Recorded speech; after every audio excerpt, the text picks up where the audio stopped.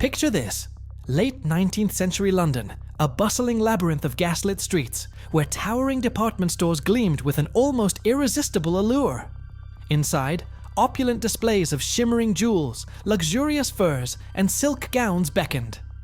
Amidst the refined shoppers, one might spot an elegant lady, her voluminous skirt swaying gracefully, her hat adorned just so. But look closer, my friend, and you'd find that under all that sartorial splendor, a secret, audacious arsenal was cleverly concealed. These weren't just fashionable women. They were the notorious 40 Elephants, an all-female gang who turned high-end shoplifting into a theatrical art form. They didn't need firearms. Their weapons were sharp minds, disarming charm, and cunningly sewn secret pockets.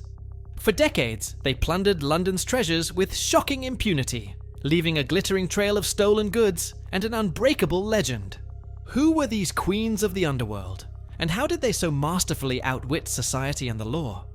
Prepare to unravel the fascinating, subversive history of London's most audacious female criminals. Welcome to early 20th century London, a city of stark, almost theatrical contrasts. On one side, you had the shimmering opulence of grand department stores like Harrods and Selfridges, veritable palaces of wealth. On the other, the stark, grinding poverty of working-class districts, none more iconic than Elephant and Castle in South London, a place where dreams often evaporated faster than morning fog. It was here, amidst the grime and struggle, that the seeds of a truly extraordinary criminal enterprise were sown. Young girls, often from large, impoverished families, found themselves facing a stark choice: succumb to the prevailing desperation, or, well, redefine resourcefulness. Small-time pilfering, a mere scrape for survival, slowly began morphing into something more organized, more ambitious, and decidedly more audacious. The sheer audacity of displaying such unattainable wealth in glittering storefronts, just a stone's throw from crushing poverty, acted as an undeniable catalyst. Those dazzling diamonds and soft silks weren't just desirable. They felt like a taunt, a symbol of a world forever out of reach. For these girls, taking what they needed, or simply what they desired, became less a crime and more a twisted form of social justice. Initially, these fledgling groups of young female thieves operated somewhat independently, learning the ropes of petty larceny on their local high streets. They honed their skills, developed rudimentary communication, and, most importantly, began to understand the power of working together. These were the nascent whispers of a coming storm, a quiet revolution brewing beneath the grime. The name, Elephant and Castle itself, conjures images of a rough and tumble district, a notorious breeding ground for male gangs. Indeed, the 40 Elephants were intrinsically linked to these masculine figures: brothers, fathers, husbands, often members of the infamous Elephant and Castle gang. One might assume they were merely extensions, or subservient shadows. However, this assumption couldn't be further from the truth. The 40 Elephants carved out their own distinct, formidable niche within the criminal ecosystem. While their male counterparts might have dealt in protection rackets or violent turf wars, these women dominated a surprisingly specialized domain: high-stakes, large-scale luxury goods theft, a lucrative field they commanded with remarkable autonomy. They were not merely gangsters' malls, or passive accessories to male crime. They were, unequivocally, criminals in their own right, operating under their own rules and with their own distinct hierarchy. This independence wasn't just a matter of convenience. It was a defiant statement in an era where women were largely expected to remain in the domestic sphere, or, at best, low-paying factory jobs. This autonomy allowed them to develop unique strategies, exploiting the gender biases of the time. Who would suspect a well-dressed woman, perhaps with a child in tow, of brazenly stripping a boutique of its most expensive wares? It was a brilliant, almost theatrical misdirection, leveraging societal expectations to their illicit advantage, proving themselves to be masters of deceptive performance. Their rise from the slums of Elephant and Castle to becoming London's most feared female crime syndicate is a testament to their resilience, intelligence, and sheer will. They didn't just survive, they thrived, creating a subculture of daring, luxury, and defiance that left the police utterly bewildered. Their story is a captivating blend of desperation and audacious ambition.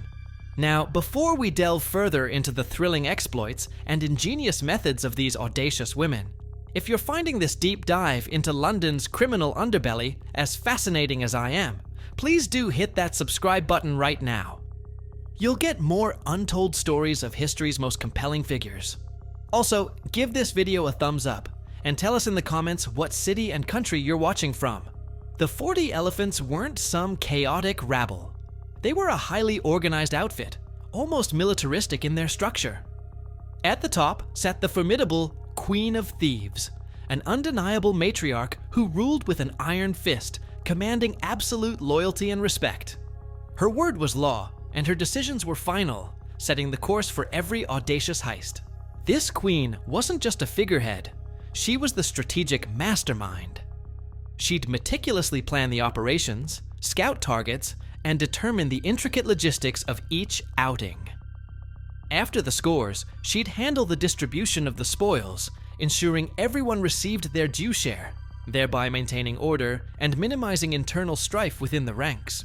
Recruitment into this exclusive club wasn't exactly advertised on the local lampposts. Young women, often referred by existing members, or discovered demonstrating promising skills in petty theft, were carefully vetted. It wasn't just about quick fingers. It was about intelligence, loyalty, and an unflappable nerve, essential traits for survival in their high-stakes world. Once in, the training was rigorous, a veritable finishing school for fledgling criminals. New recruits learned the critical arts of disguise and distraction, mastering the subtle gestures and convincing behaviors that made them appear utterly innocent to shop assistants and plainclothes detectives. Think of it as method acting, but with much higher stakes and heavier consequences. And then, of course, there was the core curriculum, the art of concealing stolen goods. This wasn't merely about slipping a trinket into a handbag. Oh no, this was a sophisticated ballet of deception, a meticulous system designed to make entire wardrobes and jewel cases vanish into thin air, right under the noses of unsuspecting staff. The true genius of their operation lay in their uniform, a masterclass in exploiting fashion for nefarious purposes. The voluminous skirts and petticoats, so common in the era, were not merely stylistic choices. They were strategic canvases for their criminal craft, transformed into veritable fortresses of hidden compartments and ingenious pockets. Imagine a corset, typically designed to cinch the waist, now cleverly adapted with dozens of small, strong pockets, perfect for tucking away watches, brooches, and smaller trinkets. It was a macabre evolution of haute couture, turning everyday garments into a criminal's indispensable toolkit, a silent declaration of their audacious intent. But the pièce de résistance was undoubtedly the knickerbockers, or under-trousers, specially sewn with large, expansive compartments. These weren't just pockets, they were cavernous spaces capable of concealing astonishingly large items. Bolts of silk, stacks of furs, even complete ensembles, all beneath the demure exterior of a respectable lady. The irony was simply delicious, wasn't it? The very garments designed to signify a woman's modesty and adherence to social norms became the instruments of their most audacious transgressions. This subversion of fashion was a powerful, silent commentary on the constraints placed upon women, turning their perceived weaknesses into undeniable strengths. This meticulous organization, combined with their innovative uniform, allowed the 40 Elephants to operate with astonishing efficiency and impunity for decades. They weren't just shoplifters. They were performance artists of crime, masters of illusion, turning the high street into their personal stage for glittering, illicit gains. Every great criminal enterprise needs a compelling leader, and the 40 Elephants were blessed, or perhaps cursed, with some truly unforgettable figures.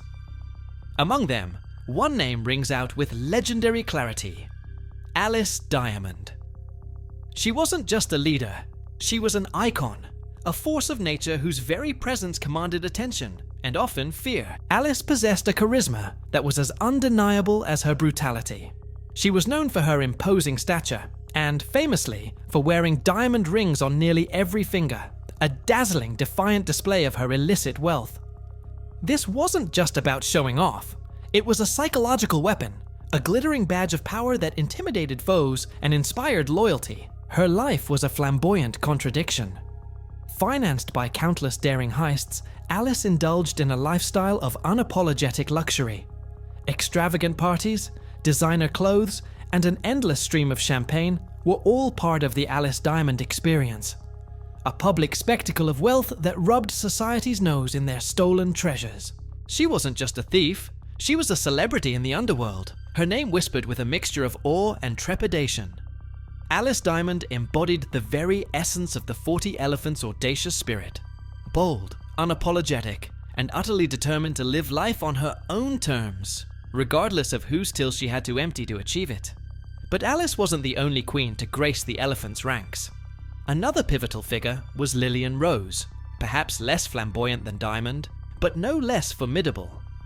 Lillian was the quieter strategist, the astute mind working behind the scenes, her cunning and planning skill invaluable to the gang's continued success. Lillian Rose was respected for her sharp intellect and her ability to meticulously plan the intricate details of each heist.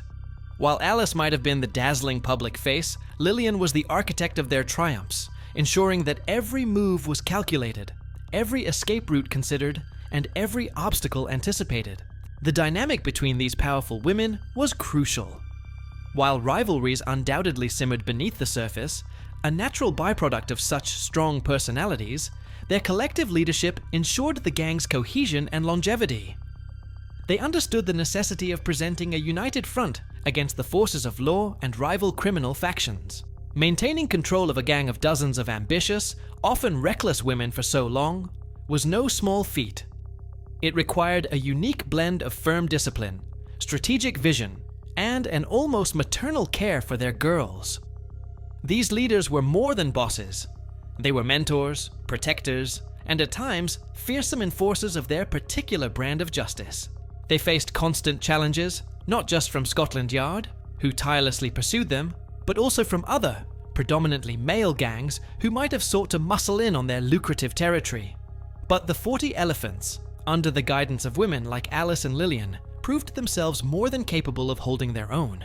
These queens of the underworld weren't merely stealing goods, they were stealing agency, power, and respect in a world that offered very little of it to women from their background.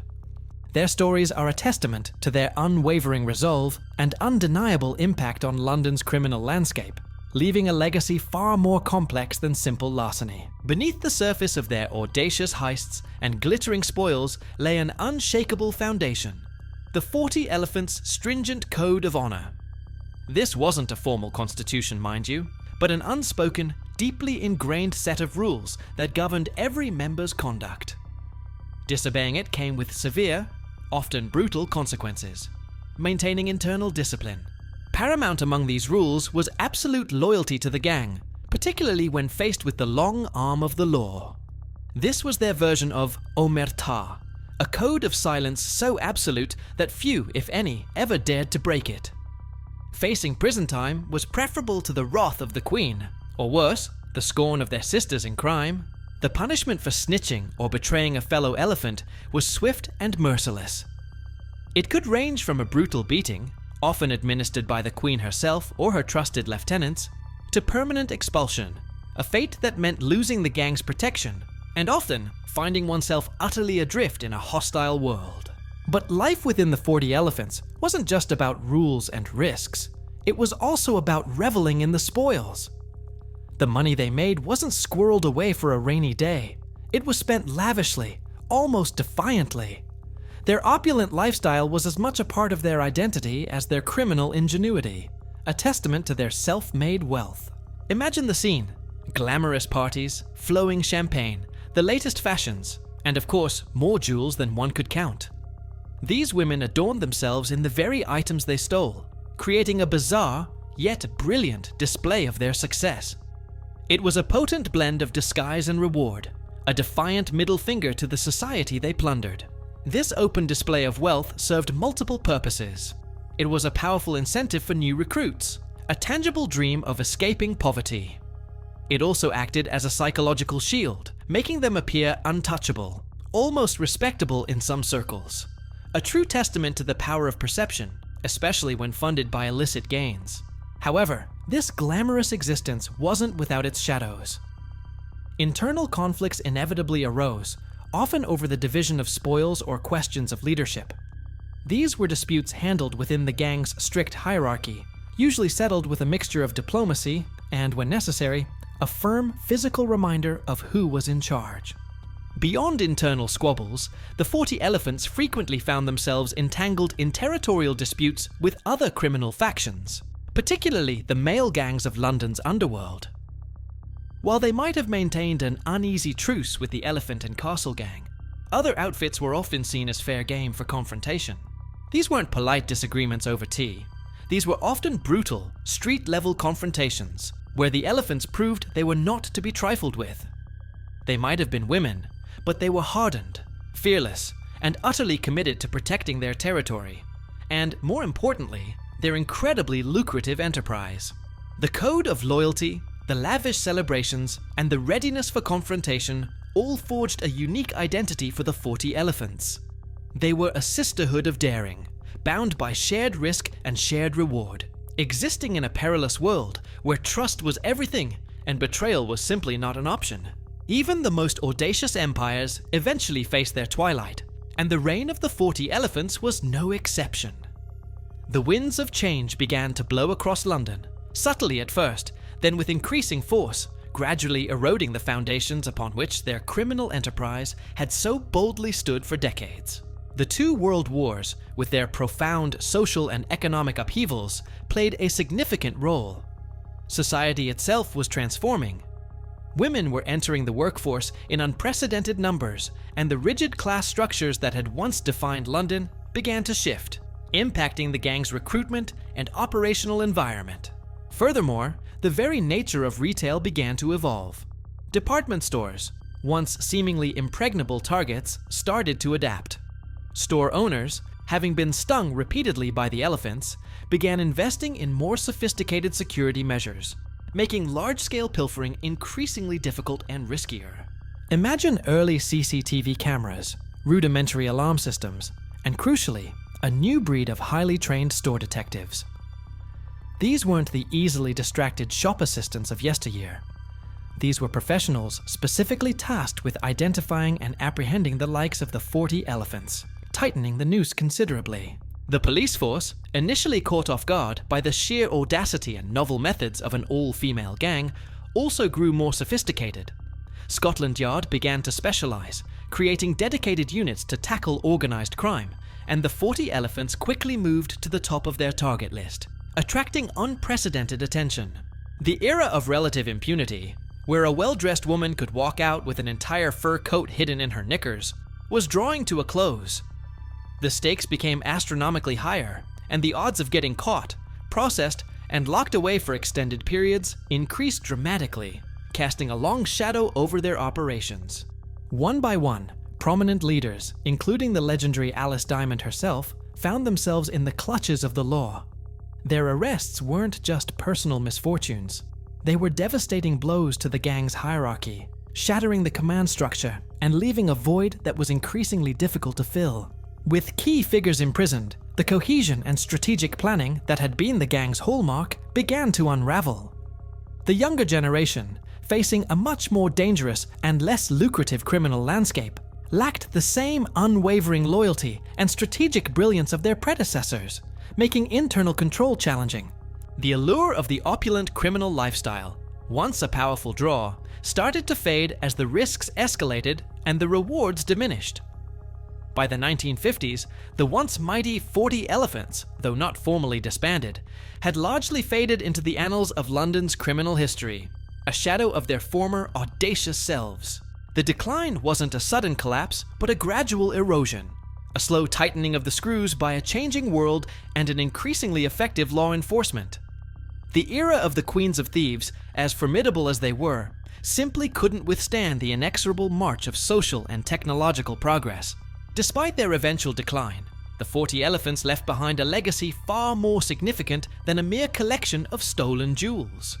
They stand as a powerful, albeit criminal testament to women's ability to subvert and defy the rigid gender norms of their time, carving out a place for themselves in a man's world. In an era where women were largely confined to domestic roles or subservient positions, these women took charge.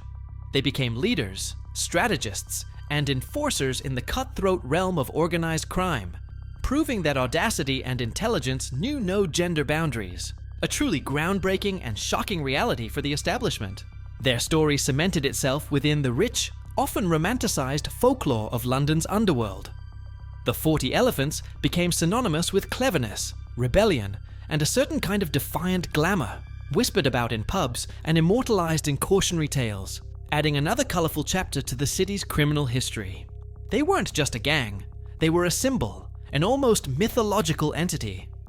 The idea of these skeleton women, appearing seemingly out of nowhere to strip a store bare, then vanishing without a trace, only to reappear in their stolen finery, captured the public's imagination, fascinating and terrifying in equal measure. The lasting impact of the 40 Elephants lies in their unique contribution to criminal history. They demonstrated that female criminals could be just as, if not more, organized, cunning, and ruthless than their male counterparts, shattering preconceptions and forcing a re-evaluation of criminal archetypes. Their story continues to captivate us because it's a narrative of pure, unadulterated rebellion. They didn't just break laws, they broke societal expectations, defying the very fabric of Victorian and Edwardian morality, with every stolen diamond and every extravagant party living lives of radical freedom. They were, in their own twisted way, pioneers. They pioneered new methods of large-scale theft, perfected the art of criminal disguise, and, perhaps most importantly, established a powerful, autonomous female criminal organization that operated successfully for decades, something virtually unheard of at the time. This fascination isn't about glorifying their crimes, but about understanding the complex tapestry of human behavior, the motivations born from desperation, and the sheer ingenuity displayed in the face of overwhelming odds. Their story is a mirror reflecting the social inequalities and rigidities of their era. Ultimately, the 40 Elephants didn't just steal physical goods. They stole a spotlight, commanding attention and leaving an indelible mark on history. They forced society to confront the uncomfortable truth that women too could be agents of their own destiny, even if that destiny lay firmly on the wrong side of the law. Their legend, brimming with defiance, glamour, and a touch of dark humor, continues to echo through time. These women, who once pilfered London's finest establishments, have now, in a way, stolen our imagination, proving that some stories are simply too audacious, too intriguing to ever truly fade away. The 40 Elephants may have faded from the bustling streets and flashing headlines of London, but their extraordinary story continues to echo with a vibrant, defiant clang. They were far from traditional heroines, yet they undeniably blazed a trail, challenging societal norms and breaking barriers, even if those barriers were the very laws of the land. They were, in essence, pioneering figures in the annals of organized female crime, shattering expectations and carving out their own formidable space in a world that sought to confine them. Their audacity wasn't just about the thrill of the heist. It was a potent, unspoken declaration of independence, a refusal to be silenced or contained. The legend of these skeleton women, who appeared and vanished with London's riches, leaving only bewildered shop owners in their wake, continues to utterly fascinate us. It proves that sometimes the greatest treasures aren't the ones stolen from a jeweler's display, but the stories themselves, rich with human complexity and unyielding spirit. These women didn't merely pilfer material goods. They captured imaginations, they sparked conversations, and in their own unique illicit way, they gave a voice to those who might otherwise have remained unheard. Their saga is a captivating blend of desperation, raw ambition, and a rebellious spirit that simply refused to be extinguished. Thank you for joining me on this enthralling journey into the glittering yet gritty world of the 40 Elephants. It's a tale that truly makes you ponder the depths of human ingenuity, desperation, and the fascinating ways in which history's unsung figures can leave an undeniable mark. What do you think was the most audacious thing they ever did? I'd love to hear your thoughts in the comments below. Please don't forget to hit that subscribe button for more untold stories. Give this video a big thumbs up if you enjoyed it, And I'll catch you next time for another captivating dive into the past. Until then, keep questioning, keep exploring, and keep the legends alive.